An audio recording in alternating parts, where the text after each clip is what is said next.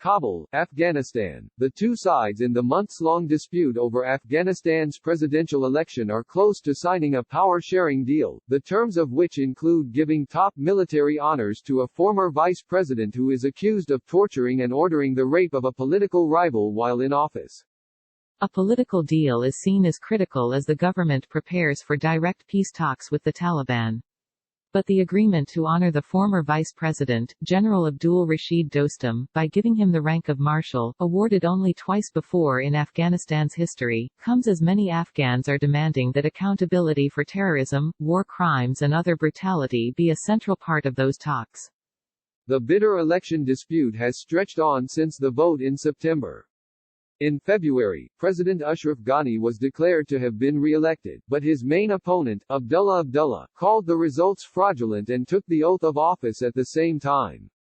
The deadlock raised concerns that the Afghan government would be divided and weakened in talks with the Taliban, who have been emboldened by a deal with the United States that has led to the start of an American withdrawal.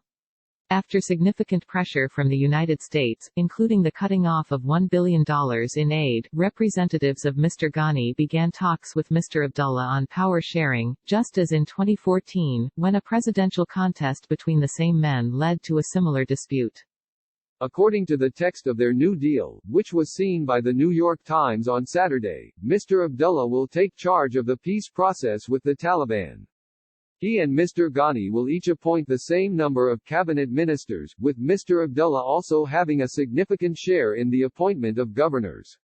Mr. Ghani is to remain president. The promotion for General Dostum, a former vice president under Mr. Ghani who became one of Mr. Abdullah's key backers, was promised by Mr. Abdullah in return for his support, and Mr. Ghani has now consented. The deal is expected to be signed on Sunday. The agreement is final, but discussions continue on some of the details, said Freydun Quazun, a spokesman for Mr. Abdullah. A senior official close to Mr. Ghani said that giving General Dostum what he characterized as an honorary title was one small part of a desperate effort to prevent the political crisis from devolving into a civil war and to let the government focus on negotiating with the Taliban. He called it a poison pill that Mr. Ghani was swallowing to prevent bloodshed. General Dostum has denied the accusations, calling them part of a conspiracy against him. One of his senior political aides, Inayatullah Babar Ferriman, said the promotion would be long overdue recognition for the military role the general played in toppling the Taliban government in 2001 after the U.S. invasion. General Dostum, who is accused of human rights abuses stretching back to the country's civil war in the 1990s, was accused in 2016 of abducting and attempting to rape Ahmad Ashi, a fellow Uzbek and a former deputy who became a political rival. Mr. Ashi broke down on national television as he described the episode, saying the vice president had beat him up in front of thousands of people at a sports arena, brought him to a home he owned, where he tortured him for days and tried to rape him, then ordered his guards to sexually assault him with the barrels of their guns. Medical reports after Mr. Ishchi's release showed injuries consistent with sexual assault. There were outcries and promises of justice, within Afghanistan and internationally. The United States and the European Union called for investigations. Mr. Ghani said that no one was above the law and that justice would be served. But though the case has remained open, General Dostum has returned to the center of national politics, after a stint in exile in Turkey. Mr. Ghani's team toyed with the idea of seeking the general's support in the 2019 election. And Mr. Abdullah, whom General Dostum ended up backing, promised that if elected, one of his first official acts would be to promote him. Senior American officials visited the general at his home, posing for photos with him. The top American commander even presented the general with gifts, appearing to pin on his chest what the U.S. military later said was a commander's coin and a NATO pin. Patricia Gossman, Associate Asia Director for Human Rights Watch, said the general's pending promotion summed up how justice and accountability had been regarded in Afghanistan since 2001.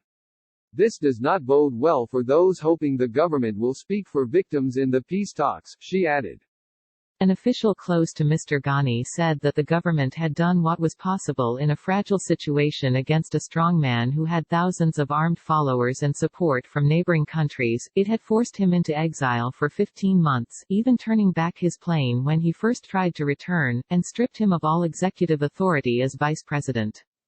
Although reports of General Dostum's promotion have been circulating for weeks, there have been no signs of objection from Western allies, which have been pushing for weeks for a political compromise, though many had earlier called for an investigation of Mr. Ishqi's accusations.